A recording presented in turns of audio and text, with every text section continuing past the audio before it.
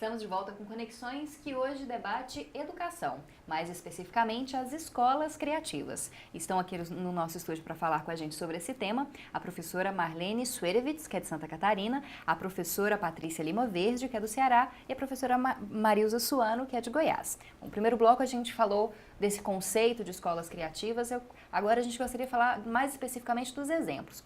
Professora Marlene, quais são, o que a senhora pode falar dos exemplos de escolas criativas em Santa Catarina?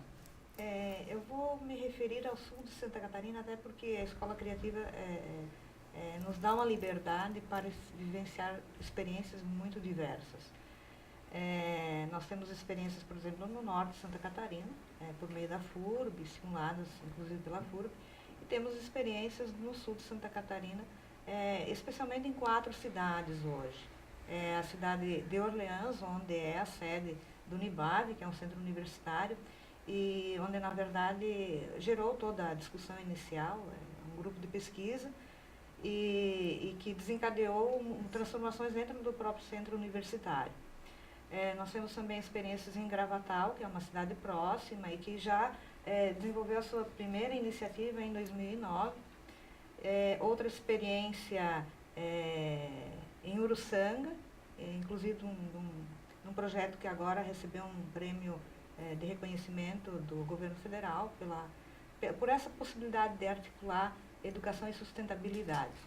E temos também um projeto desenvolvido em toda a rede. Esse é um projeto que abrange toda a rede municipal de Balneário Rincão, que é outro município do sul de Santa Catarina.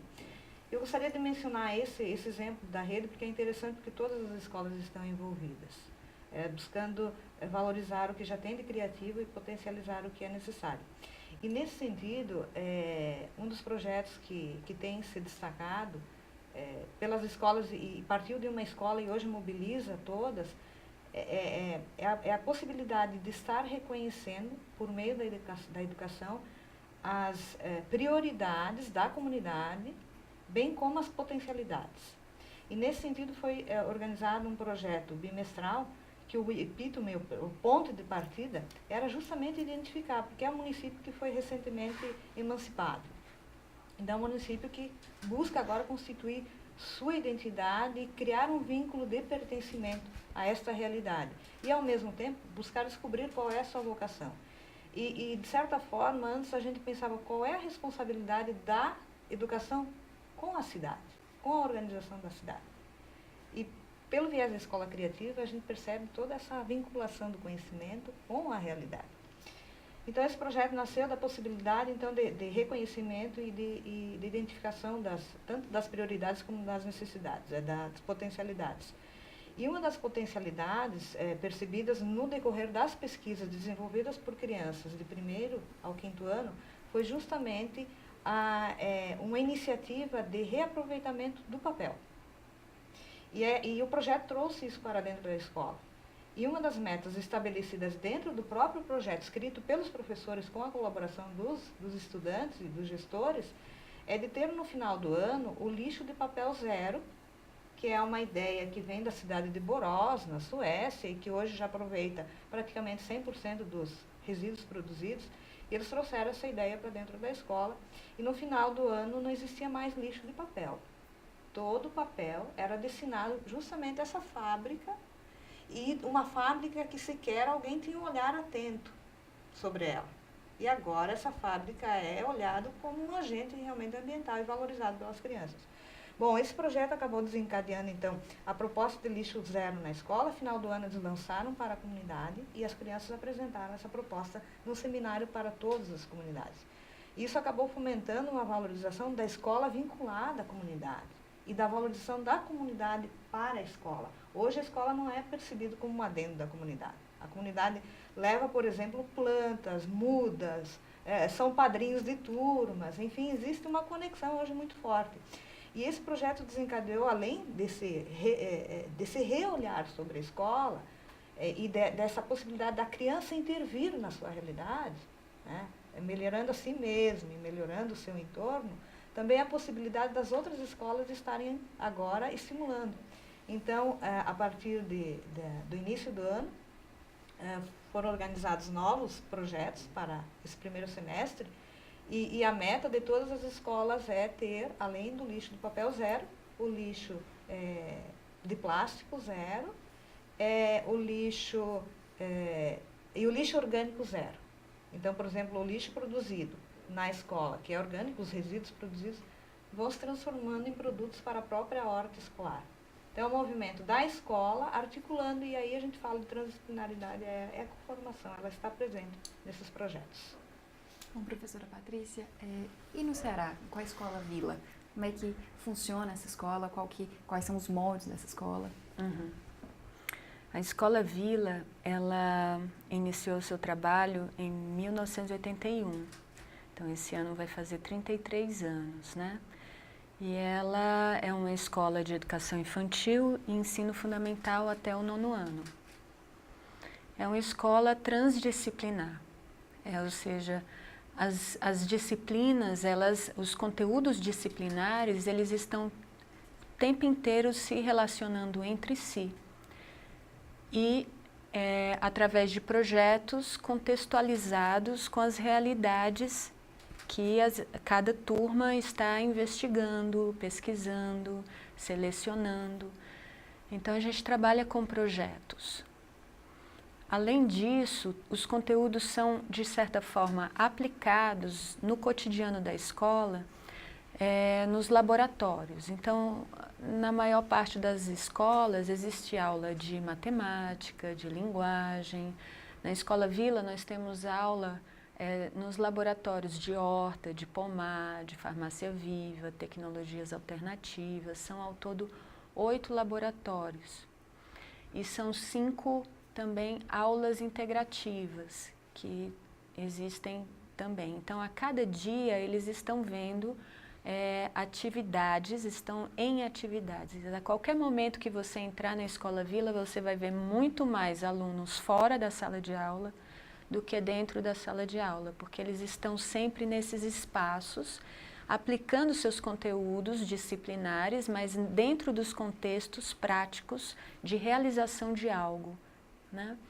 Então, por exemplo, no laboratório de horta, de pomar, farmácia viva e jardim, eles estão em contato direto com os elementos da natureza, eles estão plantando, eles calculam as áreas, eles vão estudar qual o princípio ativo de determinada erva medicinal, qual é o valor nutritivo de uma determinada fruta, de uma determinada hortaliça, né? Como se prepara essa hortaliça, como se prepara um chá com aquela erva medicinal, ou uma pomada, ou um xarope, e eles vão estudar a origem dessas plantas, o nome científico e assim por diante.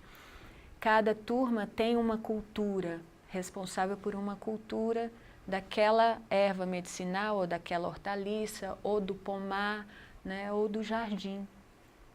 Além desses aspectos que são um pouco mais cognitivos, também a questão da relação que você tem com aquelas plantas, né? As relações afetivas que nós podemos ter no contato com essas plantas. Afinal de contas, elas dão tudo isso para a gente, né? Se você cuida delas, elas podem te retribuir bastante. Então, reaproximar o ser humano desse contato sensível com elementos da natureza, né? Além da própria sensorialidade corporal, ou seja, pegar mesmo no adubo, né? Manipular o composto orgânico que eles fazem, que tem minhoca lá dentro, né? Como que isso pode ser colocado na horta para adubar. E temos também outros laboratórios, por exemplo, manutenção, ou seja, a manutenção de ambientes, né? Deixar um ambiente sempre limpo, harmônico, saber fazer pequenos consertos hidráulicos, elétricos, como consertar uma cadeira, né? E também como consertar uma camisa, por exemplo, né? E assim por diante. Tem um laboratório de fauna, lá nós temos vários animais, temos um bode, uma cabra, uma jumenta, temos tartarugas, coelhos, pato, galinha, e eles veem toda a convivência desses animais, né, e estão juntos desses animais, eles criam um laço também com esses animais, né.